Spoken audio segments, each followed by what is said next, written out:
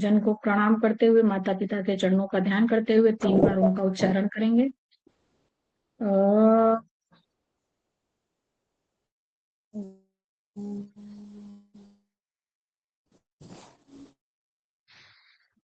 अ,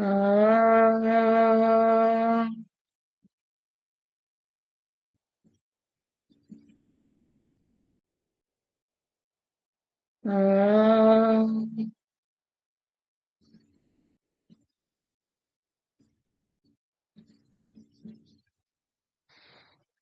गायत्री महामंत्र का उच्चारण करेंगे। ओम भूर्भुवः स्वः तत्सवितुर्वरेण्यं भर्गो देवस्य धीमहि धियो यो न प्रचोदयात्। चलेंगे, अभी प्रतिज्ञा लेंगे।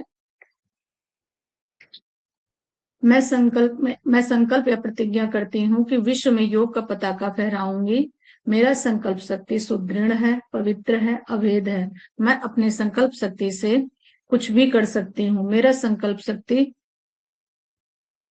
संकल्प शक्ति सब कुछ कर सकता है। मेरे पास अजेय मनोबल है, अजेय मनोबल है, अजेय मनोबल है। ओम शांति ही शांति ही शांति ही। सभी को मेरा ऑडियो और वीडियो क्लियर है? मेरी आवाज आ रही है? Yes ma'am. ऑडियो और वीडियो यस क्लियर है? मैम। Yes ma'am. अभी थोड़ा पहले का रिवीजन कर लेंगे, ज्यादा नहीं, मोटा मोटा देख लेंगे। अष्टांग योग देखा था हमने। अष्टांग योग में 8 अंग थे हमारे। यम, नियम, आसन, प्राणायाम, प्रत्याहार, धारणा, ध्यान, समाधि, जिसमें हमने पढ़ा था। जिसमें यम में 5 अंग थे और नियम में भी हमारे 5 अंग थे, जिसको अभी आप लोगों ने अच्छे से पढ़ लिया है। उसके बाद हमने क्या देखा था? योग के प्रकार।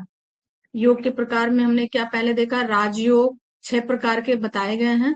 राजयोग, हठ योग, भक्ति योग, ज्ञान योग, कर्म योग, तंत्र योग। ये हमारे योग के प्रकार हैं। इसमें से हमने राजयोग देख लिया था। राजयोग हम लोगों ने देख लिया था ना? Yes ma'am. ओके, देखिए इसमें बहुत बड़े बड़े कंटेंट हैं। ठीक है, तो हम बस राजयोग का मोटा मोटा सा ही मतलब बता देते हैं, क्योंकि बहुत ज्यादा अगर हम पढ़ेंगे तो इसमें टाइम बहुत लग जाएगा। और ये तो आप भी पढ़ सकते हैं, और जहां समझ में नहीं आएगा वहां आप नोट डाउन करके रखेंगे, उसको हम बताएंगे। अगर हम इतने इतने कंटेंट पढ़ेंगे ना तो फिर आपका सिलेबस बहुत पीछे रह जाएगा। पढ़ना सब कुछ है, बट ये है कि हम जो यहाँ इंपॉर्टेंस है वही हम ज्यादा उस पर फोकस करेंगे। और ऐसे इतना लंबा पढ़ने से कोई मतलब नहीं है।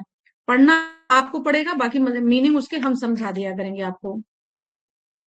तो राजयोग का परिभाषा भी हम लोगों ने देख लिया था, प्रकार भी देख लिया था। एक बार और इसको थोड़ा सा फास्ट इसको रिवाइज कर लेते हैं। राजयोग सब प्रकार के योग साधनाओं का राजा है, वह सर्वश्रेष्ठ तथा सर्वोच्च है। उसके द्वारा प्राप्त समाधि ही मोक्ष प्रदान करती है। पतंजलि द्वारा रचित योग दर्शन इस योग का सर्वश्रेष्ठ ग्रंथ है। जो राजयोग है, मतलब जैसे हमें राजयोग प्राप्त करना है, तो सर्वश्रेष्ठ हमारे लिए ग्रंथ पतंजल योग सूत्र है, और इसमें गीता भी है। ठीक है, श्रीमद भगवत गीता, बट यहाँ मेंशन नहीं है। लेकिन वो सर्वश्रेष्ठ ये 2 ग्रंथ ग्रंथ हैं जिससे हम राजयोग की प्राप्ति कर सकते हैं। इसको पढ़ करके अपने जीवन को हम चेंज कर सकते हैं। ठीक है, और खुद ही अपने आप का हम साक्षात्कार कर सकते हैं, आत्मा से परमात्मा का मिलन कर सकते हैं।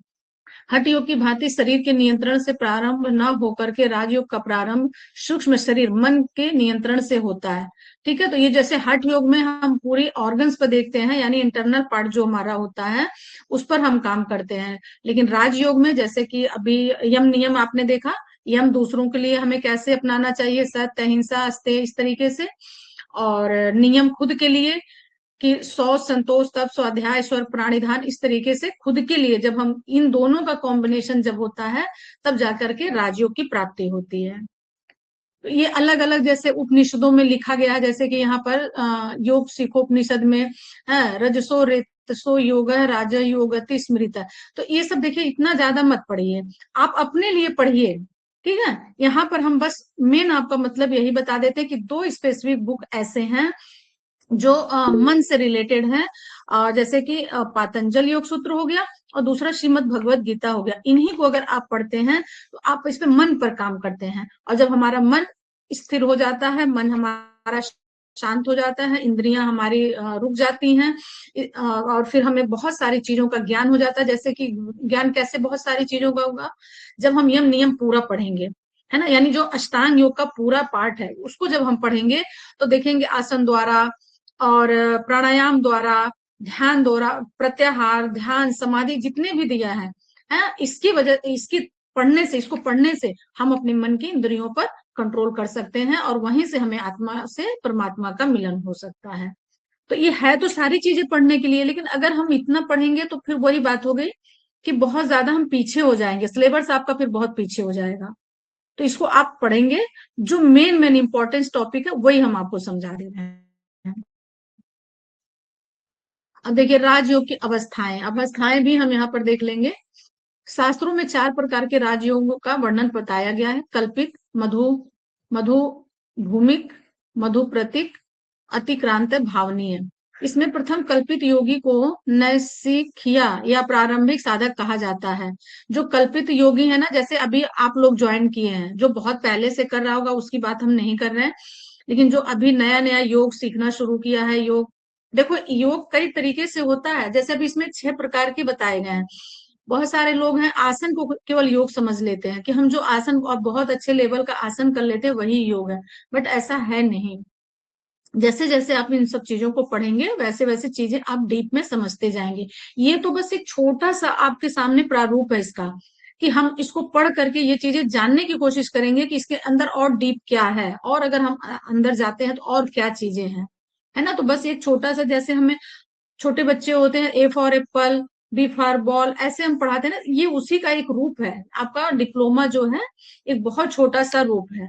इसको पढ़ करके आप आगे जानने की कोशिश करेंगे, तब जा करके आप बहुत डीप में इसको समझ पाएंगे। और इस चीज को हमेशा दिमाग से निकाल दीजिएगा कि योग का मतलब केवल आसन प्राणायाम नहीं है, इसमें बहुत सारी चीजें हैं, इंक्लूड है, तब जा करके योग बना है। तो योगी को बताया गया है। तो प्रथम कल्पित है, यानी नौसखिया जैसे बताया गया है ना, तो नए नए जो सीखने वाले होते हैं, प्रारंभिक अवस्था जिनकी होती है, जो सवितर्क के समाधि का अभ्यास करते हैं। सवितर्क और निर्वितर्क दो तरीके के हमने वो बताए थे ना।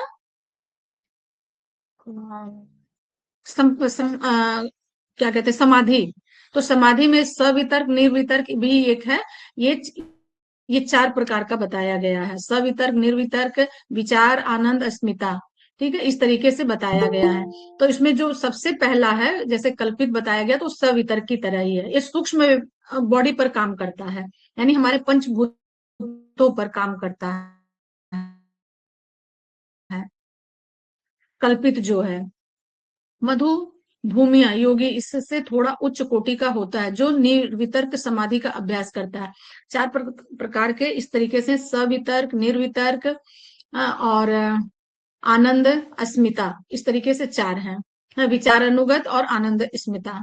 तो जो ये दूसरे प्रकार का है, जो सेकंड में आप देख रहे हैं, भूमि योगी, जो निर्वितर्क समाधि के से होता है। अब निर्वितर्क शब्द अभी कैसे आप समझ पाएंगे, है ना। तो हमने कहा ना, एक छोटा सा पार्ट है जो निर्वितर्क को तक आपको पहुंचाने की कोशिश करेगा, यानी जब आप और आगे डीप में पढ़ेंगे तब ये निर्वितर्क का मीनिंग समझ पाएंगे।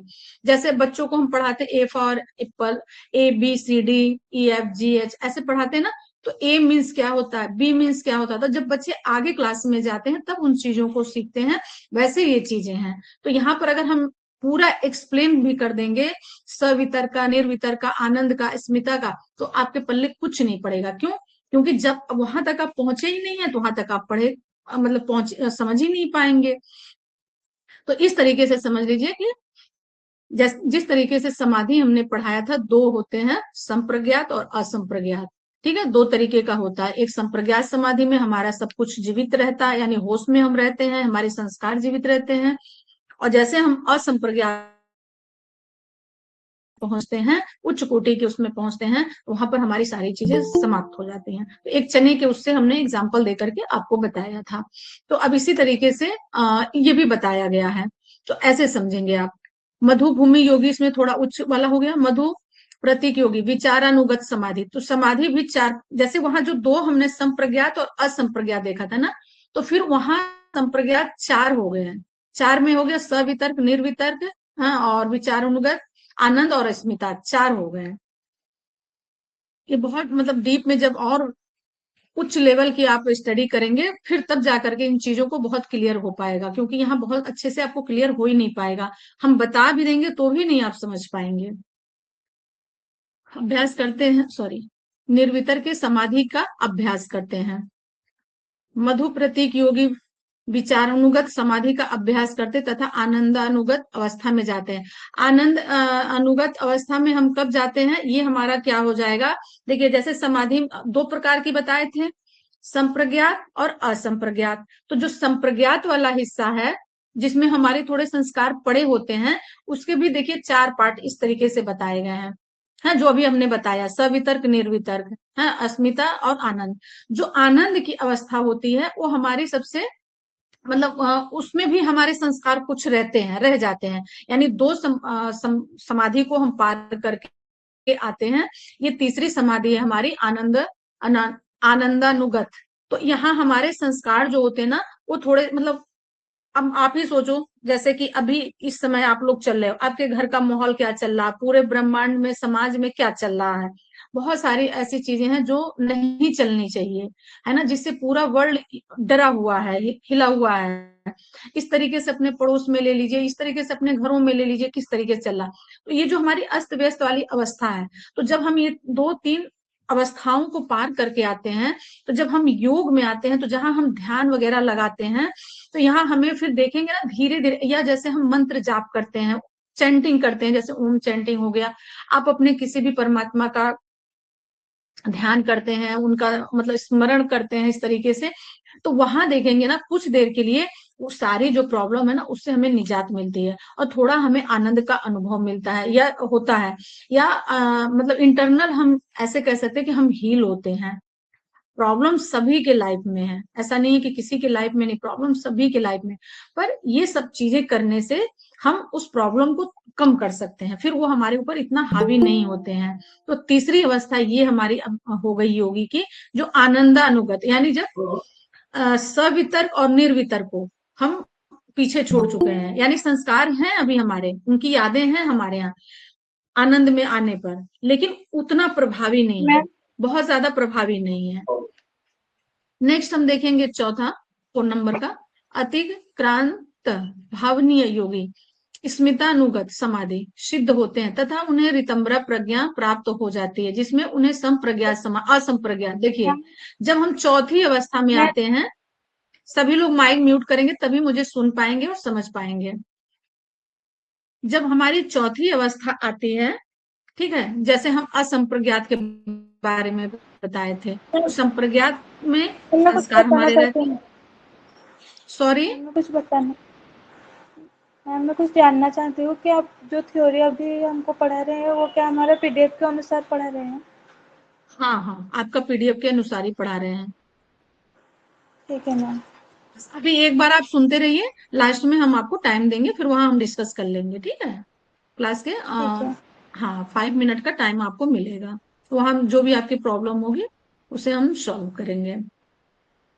तो चौथी अवस्था हमारी आती है ये सॉरी अस्मिता, अस्मितानुगत समाधि सिद्ध हो जाती है। यहाँ पर हम आनंद का भी अनुभव समाप्त हो जाता है, यानी जो हम प्रॉब्लम से आ रहे थे, धीरे धीरे जब भगवान का नाम लेना शुरू किए, जप करना शुरू किए, ये एग्जाम्पल हम बता रहे हैं, या उनका स्मरण करना शुरू किए, बहुत ज्यादा अपने आप को भक्ति भाव में लगा दिए, तब आपने देखा कि थोड़ी सी हमारी प्रॉब्लम कम हुई और थोड़ा हमें आनंद का अनुभव आने लगा, यानी जैसे हम भगवान को याद करने लगे तो पुरानी चीजें हमारी हमें कम पेन देने लगी। लेकिन जब हम इसमें आते हैं अस्मितानुगत समाधि में आते हैं, यानी चौथे प्रकार की जो हमारी समाधि है वो रितंभरा प्रज्ञा, रितंभरा प्रज्ञा में ये चीजें होती हैं कि इंसान का जो मतलब जो व्यक्ति है उसका बॉडी बिल्कुल इस मणि, स्फटिक मणि के समान हो जाता है, यानी आर पार दिखने लगता है। आर पार मतलब मीन्स जैसे ही आपने आंखें बंद किया, परमात्मा का ध्यान आपको आ गया, जैसे आपने परमात्मा को देखना चाहा, परमात्मा आपके सामने आ गए। तो ऋतंभरा प्रज्ञा का यही मतलब होता है कि बॉडी आपकी स्फटिक मणि के समान। स्फटिक मणि में आपने देखा होगा, जब मणि को हम लेते हैं, मोतियों को लेते हैं, तो वो आर पार हमें दिखाई देते हैं। तो उस तरीके का अब हमारा विचार, हमारा मन बन चुका है। कब? ये 3 अवस्थाओं को पार करने के बाद, जिससे उन्हें असंप्रज्ञात समाधि का लाभ प्राप्त होता है। असंप्रज्ञात समाधि में हमारे सारे संस्कार नष्ट हो जाते हैं, फिर केवल हम होते हैं, हमारा आत्मा होता है, हमारा परमात्मा होता है, फिर हमें सांसारिक चीजों से कोई भी लेना देना नहीं होता। उसी को हम असंप्रज्ञात समाधि भी कहते हैं, और आनंद स्मिता भी कहते, आनंदानुगत स्मिता भी कहते हैं। और ये अतिक्रांत भावनीय, यानी ये जो 4 प्रकार के साधक होते हैं, इसी तरीके से अपनी साधनाओं को ले जाते हैं वहां पर।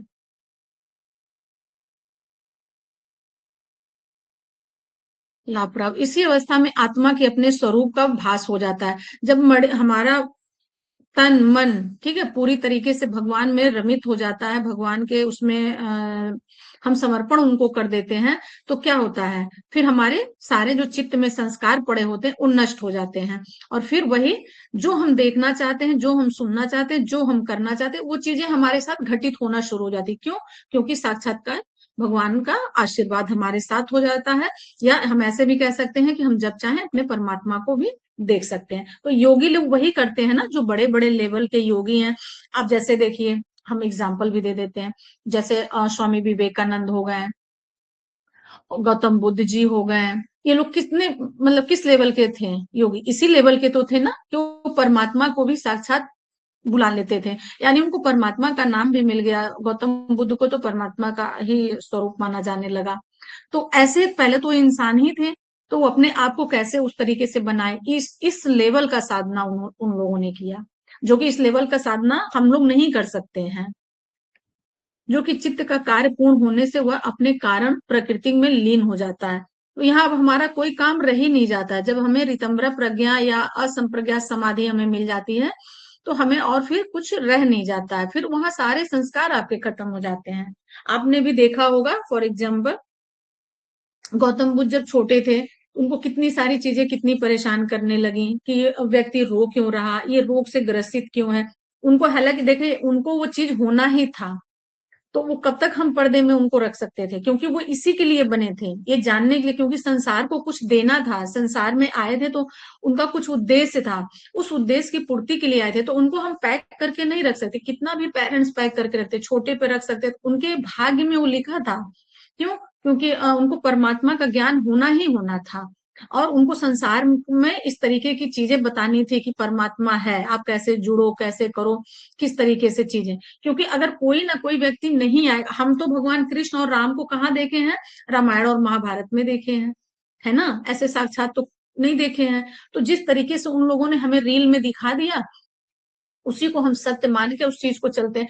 किसी ने रियल में तो नहीं देखा, लेकिन जो ये लोग थे भगवान, जैसे गौतम बुद्ध हो गए, जैसे कि स्वामी विवेकानंद जी हो गए, इनकी जीवनी उठा करके देखिए, तो ये साक्षात इंसान के रूप में पैदा हुए हैं, लेकिन फिर इनको उस तरीके का परमात्मा का पूरा वो चीजें मानी गई हैं कि ये इनका मतलब साक्षात्कार हो चुका है ना? वो अपने में तदाकार हो गए। तदाकार में मतलब अपनी सोच को, अपनी भावनाओं को, अपने चित्त में पड़े संस्कार को वो पूरी तरीके से नष्ट करके, खत्म करके वो परमात्मा को प्राप्त हो चुके हैं। और उन्हीं के इनके स्वामी विवेकानंद जी के गुरु जो थे, है ना, उनके गुरु भी काली माता के वो साक्षात वो थे, मतलब पुजारी थे, उनकी पूजा करते थे। वो भी ऐसे ही थे, मतलब उनको भी कोई चीज का बाहरी चीजों का ज्ञान नहीं था, वो भी बहुत बड़े मतलब भक्त थे काली जी के, उनको भी साक्षात्कार ऐसे दर्शन हुआ। इन लोगों को भी छोड़ दीजिए, बहुत दूर की बात मत जाइए। गायत्री परिवार के जो आचार्य श्री पंडित आचार्य श्री राम शर्मा जी हैं, वो तो लेटेस्ट के हैं ना, उनको तो मैक्सिमम सब लोग जानते होंगे। ठीक है, उड़ीसा वाले नहीं भी जानते हैं तो, लेकिन यूपी वाले सब जानते होंगे। तो देखिए उनको कैसे साक्षात्कार हुआ परमात्मा का, एक नॉर्मल इंसान से उनको भगवान का दर्शन हुआ, और उस सपने में आकर के भगवान ने उनको ऐसे बताया कि आप ऐसे ऐसे करिए। और आज के टाइम पे देखिए गायत्री परिवार का ही कितना बोलबाला है, इस तरीके से चल रहा है, गायत्री मंत्र लोग घरों में और ऐसे कैसे कैसे कर रहे हैं। तो ये सब लोग इस लेवल का योगी थे, यानी जो हमारा 4th लेवल है असंप्रज्ञात समाधि जिनको प्राप्त हुई है, इस तरीके के योगी थे। मेरे ख्याल से अब अच्छे से समझ में आ गया होगा आप लोगों को, अब यहाँ कोई दिक्कत नहीं होगी आप लोगों को समझने में।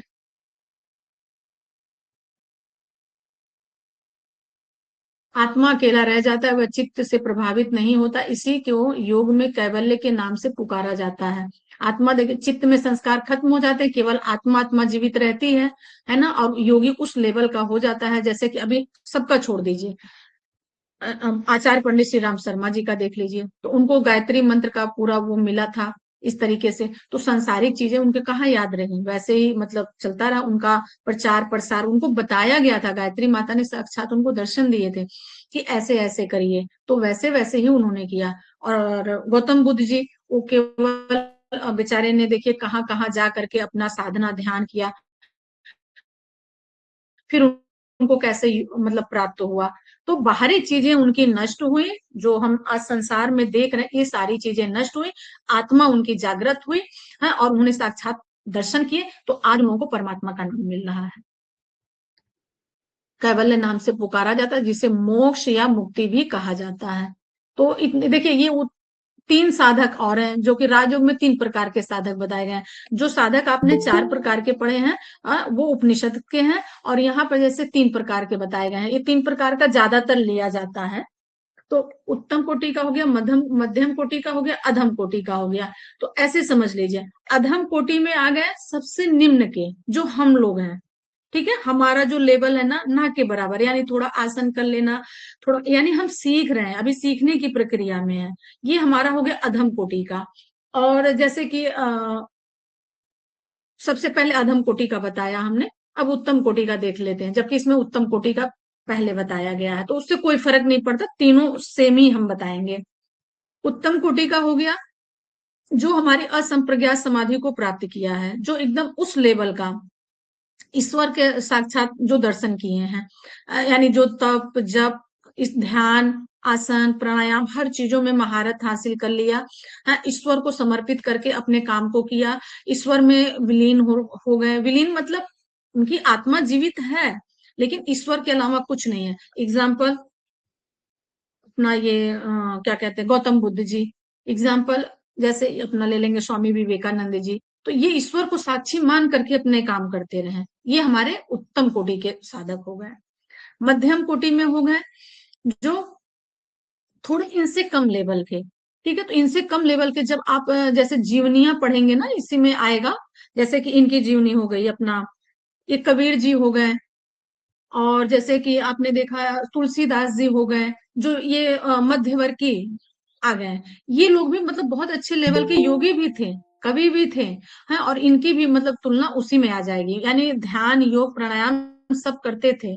ऐसा नहीं है, जैसे कि अगर ये चीजें नहीं करते तो ये इनकी उन्नति नहीं होती। उन्नति तभी हुई है जब तक उन्होंने योग नहीं अपनाया है, योग अपनाया है तो ही इस तरीके की उन्नति उनकी हो पाई है। तो ये मध्यम कोटि के हो गए। मध्यम को चलिए थोड़ा सा एक बार हम डिफाइन भी कर देते हैं। मध्यम कोटि के साधकों को योग उच्चतम कोटि के साधकों की अपेक्षा कुछ कठिनता से सिद्ध होता है। उनके पूर्व जन्मों के संस्कार योग साधना के तो हैं, किंतु इतने उत्पन्न नहीं होते हैं। यानी देखिए इनकी साधना जो है और भी कठिन है। कठिन इसलिए है क्योंकि जो संस्कार पहले के पड़े हैं, और ये अधम कोटि से अब मध्यम कोटि में जा रहे, जैसे हम लोग अधम कोटि वाले हो गए, निम्न कोटि के हो गए, तो अभी जैसे हम लोग जितना करें, अगर हमें सिर्फ यही करना हो, है ना, इतने ही जितना हमें पढ़ना है पढ़ाना है, योग ध्यान प्राणायाम, तो जब अभी तो केवल एक आप सिलेबस के अकॉर्डिंग पढ़ रहे हैं कि हमको 1 घंटा मॉर्निंग क्लास करनी है प्रैक्टिकल की, 1 घंटा शाम को इवनिंग हमें डिप्लोमा मिल जाएगा, तो केवल आप डिप्लोमा की लेवल पर अगर कर रहे हो तो उतना ही आपको दिया जा रहा। लेकिन अगर आप सच में सीखना चाहते हो, इन सब चीजों से कोई मतलब नहीं है कि हमको डिप्लोमा नहीं चाहिए, हमको रियल में योग सीखना है, रियल में हमको जानना है चीजें, तो आप आपकी साधना देखिए इससे ज्यादा कठिन हो जाएगी, है ना, क्योंकि इतने से काम नहीं चलेगा।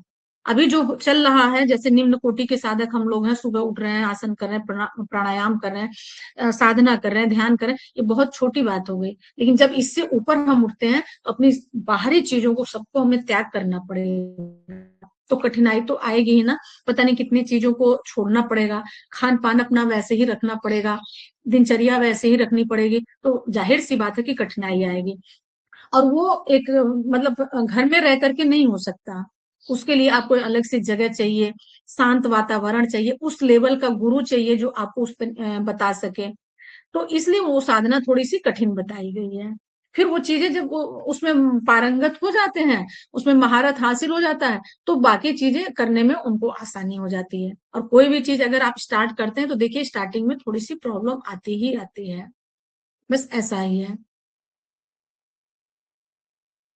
उन्नत नहीं होते, उन्हें सीधे समाधि की प्राप्ति करा सके, इतना उन्नति उनकी हो नहीं पाती कि सीधे समाधि की प्राप्ति करा सके। समाधि बस उन्हीं लोगों की होगी जो बहुत उत्तम कोटि के या उच्च कोटि के ही साधक होंगे।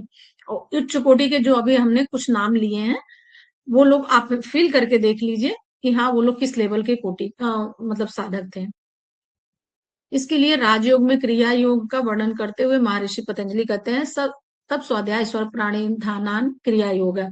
यानी महर्षि पतंजलि जी कहते हैं कि अगर हमें उच्च मध्यम कोटि का साधक बनना है तो हमको ईश्वर प्राणिधान को अपनाना पड़ेगा। तब स्वाध्याय ईश्वर प्राणिधान, तो तब कितना कठिन हो गया, 4 बजे से उठ करके खड़े रहना, एक पैर पे खड़े रहना, साधना तपस्या करना, उससे पहले सब चीजों से निवृत्त होना है ना। वो साधक ज्यादा देर तक नहीं सोते हैं, 2-3 घंटे की उनकी नींद काफी होती है। वो रात को 3 बजे से ही साधना शुरू कर देते हैं, रात को 2 बजे से ही साधना शुरू कर देते हैं। आपने देखा होगा कि प्रेमानंद जी महाराज पहले 2 बजे ही रात से चलना शुरू कर देते थे श्री रानी जी के दर्शन के लिए। तो साधक लोग जो उस लेवल के होते हैं, तो वो मतलब उनकी साधना भी वैसे ही होती है, उतनी कठिन होती है। तो वही तप स्वाध्याय, यानी तप तो हमें वैसे करना ही करना, स्वाध्याय, स्वाध्याय मतलब अपना अध्ययन खुद करना है कि मैं इस लेवल का कर पाऊंगा नहीं कर पाऊंगा। तो उसके लिए देखिए आपको शास्त्र पढ़ने होंगे, आपको गुरु वाणी सुननी होगी, आपको गुरु के बताए हुए रास्ते पे चलना होगा, ये सब सारे स्वाध्याय है। और ईश्वर प्राणिधान, ईश्वर को समर्पित करके तब इस क्रिया योग को आप करते हैं, तब जाकर के आप उस लेवल के साधक बनते हैं। तो ये पढ़ने में देखने में बहुत छोटा है, लेकिन जब इसको आप करेंगे तो ये बहुत टफ है ना। और जो इस लेवल तक गया, मध्यम मध्यम और उत्तम कोटि की, उच्च कोटि भी कह सकते हैं, ठीक है, अगर इसमें उत्तम और उच्च में कोई डिफरेंस नहीं है। तो इस लेवल के अगर योगी आएंगे तो आप समझ जाइए वो स्वामी विवेकानंद बन करके निकलेंगे, या आज पंडित आचार्य शर्मा जी बन करके निकलेंगे, या गौतम बुद्ध बन करके निकलेंगे, फिर वो ऐसे ही लेवल के निकलेंगे। तो उनकी साधना सोचिए कितनी टफ रही होगी। बस ये चीजें यहाँ पर बताई गई है आपको। अधम भी एक बारी देख लेते हैं, अधम को भी। अधम कोटि के साधकों का अर्थात जिन्होंने अब तक योग साधना प्रारंभ नहीं की है, उन्हें अष्टांग योग की साधना करना आवश्यक है। अब हम लोग बहुत छोटे लेवल के हैं, मतलब ना के बराबर भी कह सकते हैं, ठीक है। हमें लगता है जितने लोग हम इनमें से हैं, कोई भी पूरा इसको नहीं करता होगा, अष्टांग योग का पालन पूरा नहीं करता होगा। और जो व्यक्ति अगर अष्टांग योग का पालन पूरी ईमानदारी से कर लिया, जाहिर सी बात है वो मध्यम कोटि में पहुंच जाएगा, उस लेवल तक पहुंच जाएगा। लेकिन हमारे अंदर इतनी कैपेसिटी नहीं है कि हम उसको कर सकें। तो यही चीजें बताई गई हैं, क्योंकि योग के सभी अंगों के पालन से उनका शरीर और मन सबल एवं शुद्ध हो जाता है। तो जितनी चीजें उसमें आपने पढ़ी थी अष्टांग योग में, वही चीजें हैं। जब सारी चीजें आप करते हैं, यम नियम का पालन करते हैं, अपना आसन ध्यान ये सब चीजें करते हैं, तो मन मजबूती के मन का भी मजबूत होना जरूरी है, मन को भी स्ट्रांग करना जरूरी है। जब हम किसी चीज में उतरते हैं तो तब सबसे पहले कहते हैं ना, मन के हारे हार मन के जीते जीत। तो जब मन हमारा स्ट्रांग रहता है तो बॉडी हमारी अपने आप उस तरीके से फंक्शन में आ जाती है। तो ये जब तक शुद्ध नहीं होगा तब तक आप इसको भी, अधम कोटि के साधक भी नहीं बन पाएंगे। तत्पश्चात एकाग्र होकर समाधि लाभ कर राजयोग की साधना प्रणाली अलग अलग नामों से प्रचलित है। कहीं इसे ध्यान योग, कहीं समाधि योग, कहीं आर्ष योग के नाम से जाना जाता है। महर्षि पतंजलि ने यही साधना प्रणाली अष्टांग योग के नाम से निरूपित किया है। ये जो अष्टांग योग अभी आप लोगों ने पढ़ा है, इसके पहले यही साधना आपकी जो है, यही चीजें आज तक चली आ रही हैं, 3000 साल वर्षों से, और अभी तक चल रही हैं। और अभी कोई गारंटी नहीं है कि कितने साल तक चलेंगे, क्योंकि इसके बाद कोई ऐसा आया नहीं महर्षि पतंजलि के बाद कि इस लेवल मतलब उनकी चीजों को बीट कर सके, उनकी चीजों को पीछे कर सके, जो अष्टांग योग है। उसपे बड़े बड़े ऋषि मुनि ने वेद व्यास जी को आप लोग जान रहे हैं, ठीक है, जिन्होंने महाभारत की रचना की थी।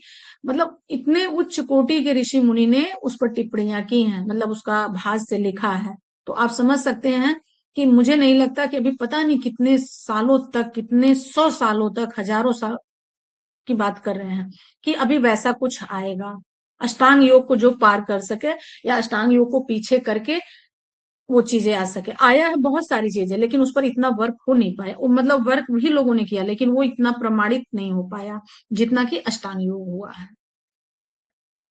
अभी यहां से देख लेते हैं स्वामी विवेकानंद जी से। स्वामी विवेकानंद जी का राजयोग अंधकार अज्ञान से आलोक में जानने का रास्ता पा लिया है। ठीक है, तो वो अंधकार से देखिए राजयोग के को उन्होंने पा लिया। ऐसे ही पाया है, ध्यान साधना से। ठीक है, ऐसे नहीं कि मतलब उन्होंने बस पढ़ लिया और हो गया, ऐसे नहीं। ध्यान साधना उनकी बहुत उच्च लेवल की थी। आलोक में जाने का रास्ता पा लिया, जो समस्त तप के पार है। ये तप ही है एक तरह से। तप मतलब अपनी साधना को बढ़ाना, उनको जानने वाला ही वहां जा सकता है। जो मतलब किसी भी चीज को पाने की इच्छा करेगा, ठीक है, जानने की, जैसे कि उनको राजयोग की प्राप्ति चाहिए थी या वो इस तरीके का बनना चाहते थे, तभी उन्होंने अपने ध्यान साधना से उस चीज को पाया। और ध्यान साधना में सब कुछ त्याग करना पड़ता है, माता पिता को भी त्यागना पड़े तो इंसान त्याग देता है, अपने जितने रिलेटिव होते हैं उनको भी त्यागना पड़ता है, इवन घर भी अगर त्यागना पड़े तो त्याग देते हैं। और इतने बड़े उच्च लेवल के जो साधक थे, वो घर में बैठ करके अपनी साधना को कंप्लीट नहीं किए हैं। ये लोग वाकई में त्याग किए हैं, तब जा करके आज ये उस लेवल पर पहुंचे जिनका नाम हम लोग बहुत आदर से लेते हैं और इनको हम लोग पढ़ रहे हैं। ठीक है, तो ये आप इसको इस तरीके से देख लेंगे। मुक्ति और कोई दूसरा उपाय नहीं है। इस सत्य को पाने के लिए राजयोग विद्या मानव के समक्ष यथार्थ, व्यवहारिक और साधन उपयोगी वैज्ञानिक प्रणाली रखने का प्रस्ताव रखती है। जो लोग योग पढ़ते हैं ना, हमने स्टार्टिंग में ही बताया था कि अदर सब्जेक्ट सब अच्छे हैं, ऐसा नहीं है कोई आईएएस बन रहा, कोई पीसीएस बन रहा, कोई इंजीनियरिंग में जा रहा है, कोई, सारे सब्जेक्ट अच्छे हैं, सब चीजें सही है। अगर वो सही नहीं होती तो लोग करते क्यों? लेकिन जो हम योग पढ़ते हैं ना, जो हमारा या अष्टांग योग जो है, ये पूरी तरीके से व्यवहारिक है, साधन उपयोगी है, वैज्ञानिक है, मनोवैज्ञानिक है, सामाजिक है, हर मतलब हर तरह से ये उपयोगी है।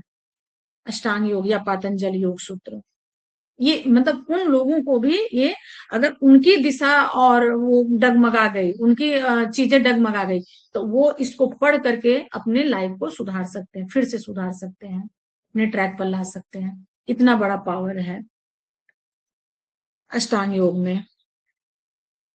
अब नेक्स्ट देखेंगे, बाकी आप पढ़ लेंगे, कुछ ऐसा नहीं है, जो समझाने की चीजें थी मैंने समझा दिया। नेक्स्ट देखेंगे हठ योग। देव आत्मा हिमालय की गहन उपत्यकाओं में वैदिक ऋचाओं की गूंज के साथ ही योग की पूर्ण परंपरा प्रारंभ हुई। सभ्यता की पहली किरण के साथ ही मानवीय जीवन में योग का प्रकाश प्रकाशित हुआ।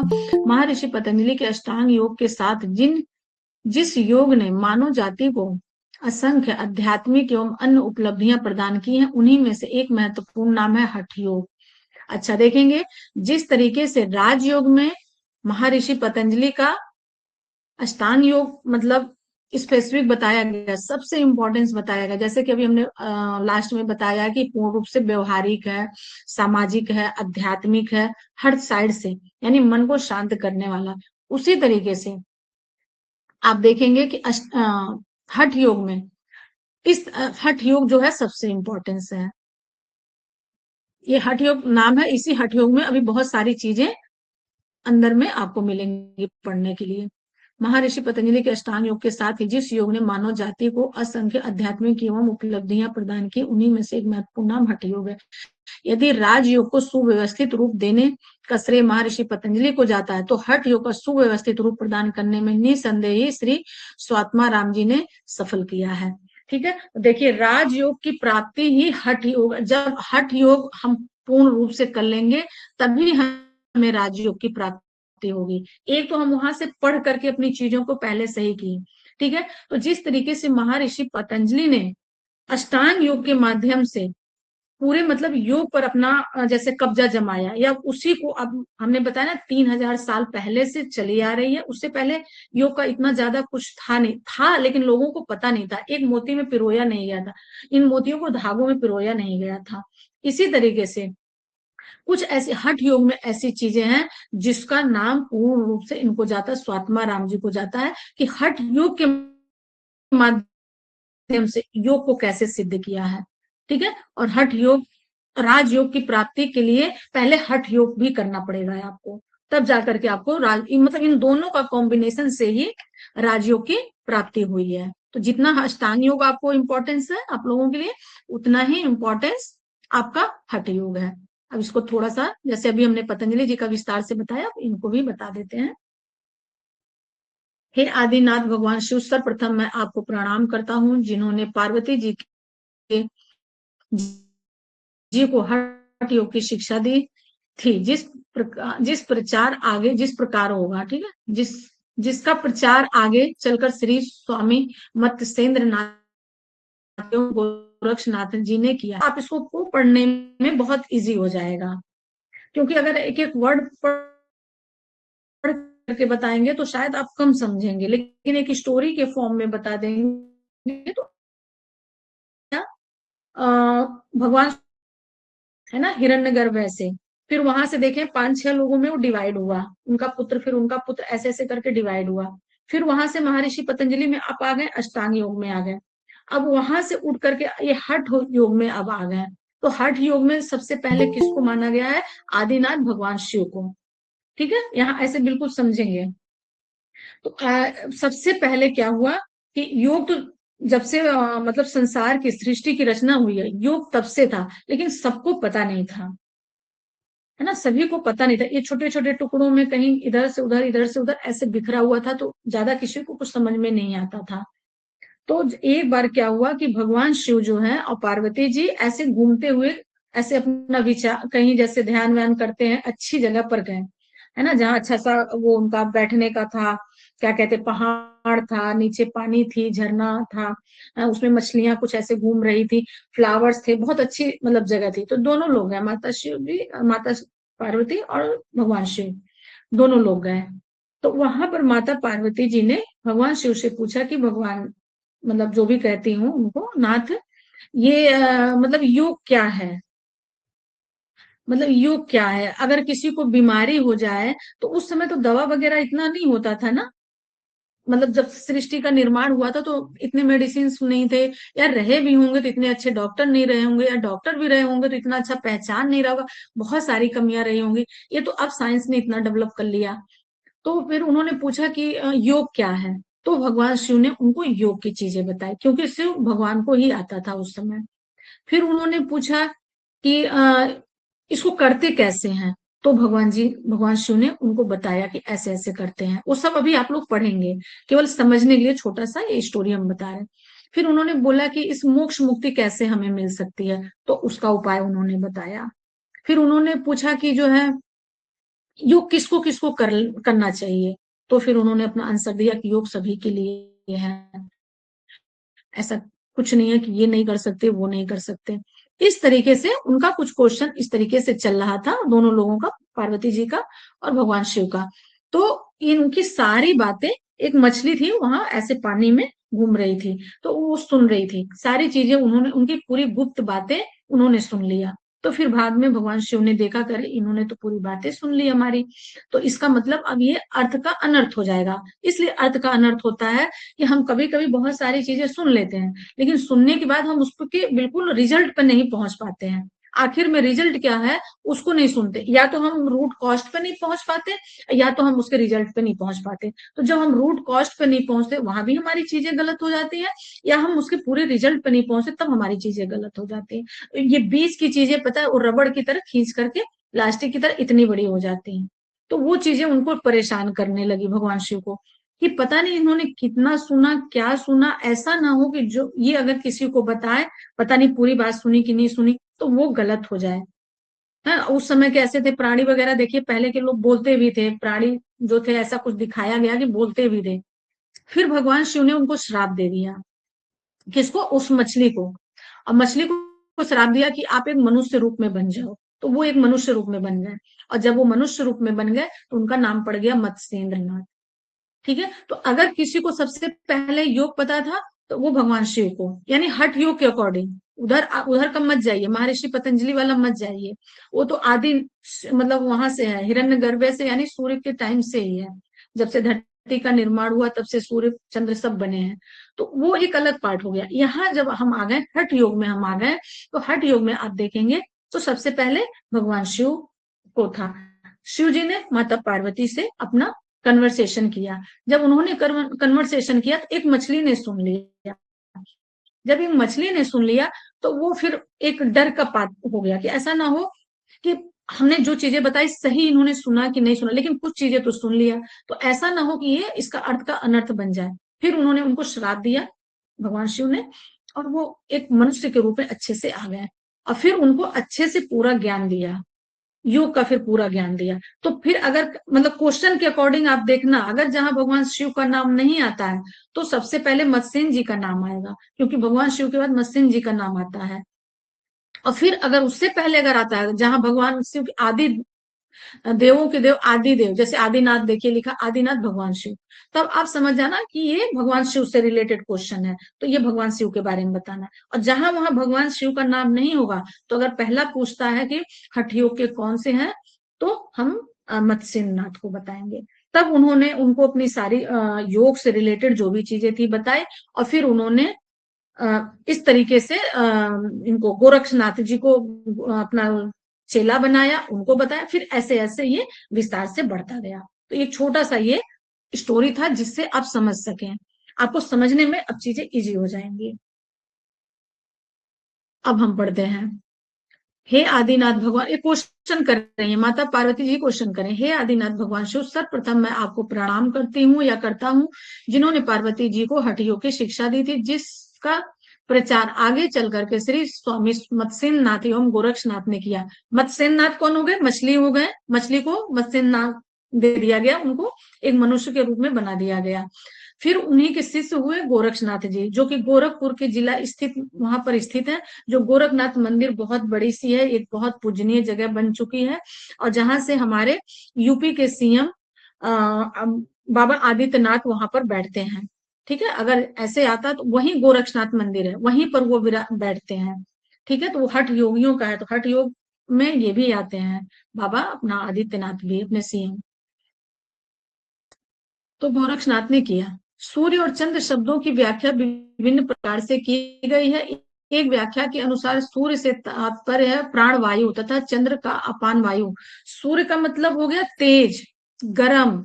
ठीक है, तो ये हमारा जो राइट नोस्टल होता है, जहां प्राण वायु देखिए लिखा हुआ है, तो प्राण वायु उसका मतलब हो गया हमारा राइट नोस्टल जब चलता है, तभी हमारा मतलब इसको हम कह सकते हैं कि हमारा सूर्य नाड़ी चल रहा होता है ना, एक सूर्य नाड़ी एक चंद्र नाड़ी, और ये होता है एक सुषुम्ना नाड़ी, जो कि वो पवित्र नाड़ी हमारी है।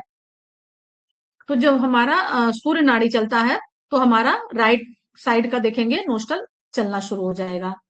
चंद्र का अपान वायु है, तथा प्राणायाम के अभ्यास द्वारा उक्त दोनों प्रकार की वायु का निरोध हठ योग है। निरोध मतलब होगा इन दोनों का, मतलब प्राणायाम के माध्यम से। ठीक है, चंद्र और जो नाड़ी और सूर्य चल रही है हमारी, चंद्र हमारा लेफ्ट हो गया, लेफ्ट साइड का नोस्टल चलेगा, और सूर्य हो गया, और लेफ्ट हमारा चंद्र हो गया। तो जब इन दोनों के कॉम्बिनेशन से प्राणायाम के माध्यम से हम किसको फिर इन दोनों का निरोध कर देते हैं, तो हमारी सुषुम्ना नाड़ी चलना शुरू हो जाती है। ठीक है, जो एक नाड़ी है वो बिल्कुल सेंटर से जो हमारे चक्रास को भेदते हुए निकलती है, तो इनका निरोध हो जाता है। यह निरोध हठ योग है। इन्हीं का जिसमें ईडा और पिंगला, इन्हीं का नाम ईडा और पिंगला रखा गया, हमारे सूर्य और चंद्र नाड़ी का। नाड़ी के सहारे प्राण को सुषुम्ना नाड़ी में के मार्ग से 60 चक्रों का क्रमशः भेदन करते हुए ब्रह्मरंध्र में ले जाकर के समाधिस्थ कर दिया जाता है। तो ये जब हम लोग अनुलोम विलोम प्राणायाम करते हैं ना, ये बहुत स्पेसिफिक है, इसी का मतलब हम लोग इतनी प्रैक्टिस करते हैं। और हठ योग में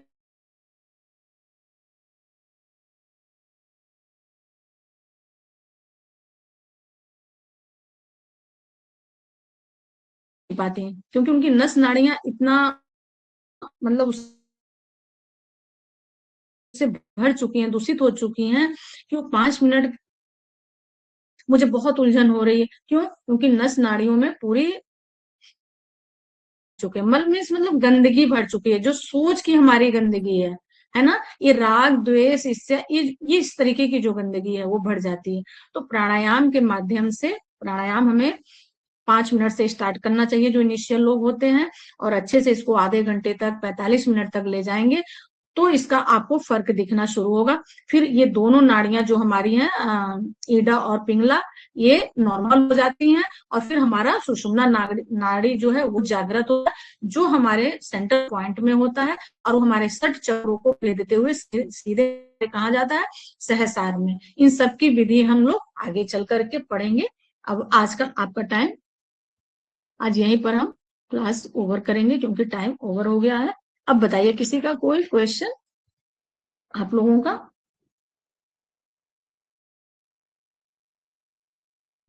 anyone? Please tell me now. इसका मतलब जितना हम पढ़ा रहे हैं सब आपको समझ में आ रहा है?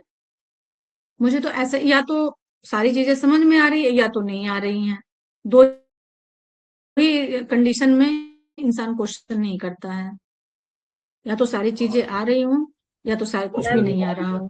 और हम चाहते हैं कि क्रॉस क्वेश्चन करिए तो हम चीजों को और भी क्लियर करें। जी मैम बताइए। कोई बात नहीं, कोई बात नहीं, कोई बात नहीं, इतना तो चलेगा, सभी का चलेगा। मैम मुझे तो प्रॉब्लम सिर्फ यही थी वैसे आप क्लास ज्वाइन कर रहे हो, ये बड़ी बात है, क्लास ज्वाइन कर रहे हो। तो मेरी जरूरत है, मुझे करना है। मैं ये कह रही थी कि इसमें जो शब्द है वो इतने टिपिकल है कि मैं वॉइस याद क्लियर नहीं। मतलब उसके जो वर्ड्स हैं इतने टिपिकल है कि याद करना थोड़ा मुश्किल होगा पेपर लेने में, है ना। कुछ याद देख, बड़ी बड़ी चीजों को बस पढ़ना है, पढ़ के समझना है। इसलिए हम इतने जो पैराग्राफ है हम इसलिए नहीं पढ़ा रहे, उसमें के जो रिलेटेड जो आंसर आते हैं मैं वही आपको बता रही हूँ, इतना बस दिमाग में रखो, इसका ये मीनिंग, इसका ये मीनिंग, बस बातों को समझते चलो। ठीक है, एक बार अगर नहीं होता है तो ये वीडियो रिकॉर्डिंग भी होती है, यूट्यूब पर आप देखेंगे, वहां से ले लीजिए एक आध बार, जैसे रात में टाइम मिलता है। दूसरी चीज, अपना जो मेन मेन पॉइंट है उसको नोट डाउन करते चलिए। मान लीजिए ईडा पिंगला बहुत सारे लोगों को पता होगा, बहुत सारे को नहीं पता होगा, तो ये आपके लिए नया वर्ड होगा। तो ईडा पिंगला लिख लीजिए। ईडा पिंगला मतलब हो गया राइट और लेफ्ट हमारे नोस्टल हो गए, जो हमारी सांसें। चंद्र या सूर्य, तो अब चंद्र सूर्य रियल में वही है, हमने कहा जो ब्रह्मांड में वो बॉडी में है, तो जो सूर्य हमारा चलता है वो तेज होता है, राइट पार्ट होते हैं, या जो हमारा राइट नोस्टल चलता है, इसका मतलब हमारा सूर्य नाड़ी चल रहा है। वही सेम हमारी साइड की हो गई, हमारी चंद्र नाड़ी हो गई, तो ये हमारी ठंडी नाड़ियां हैं।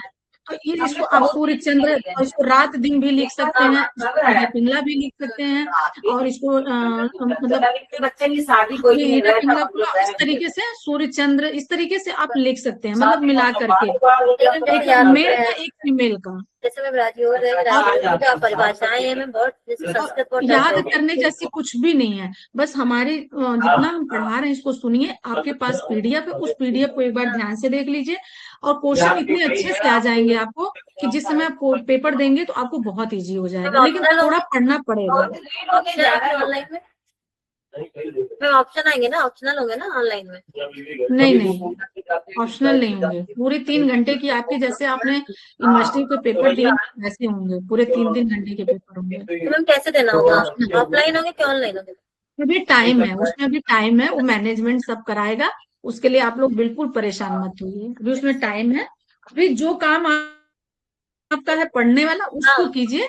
हाँ, और बोलते भी देखिए, ये चीजें इंपॉर्टेंस है, बस वहां पर आप उसको थोड़ा सा केयर करो। बाकी है तो बहुत सारा, और देखिए बहुत सारा हम भी नहीं पढ़ा पाएंगे, अगर ये पढ़ाएंगे तो 2 महीने लग जाएंगे, फिर आपका जून में एग्जाम, सॉरी जुलाई में आपके एग्जाम होंगे, तो कैसे हो पाएंगे। इसलिए इंपॉर्टेंट चीजें ही हम पढ़ा रहे हैं।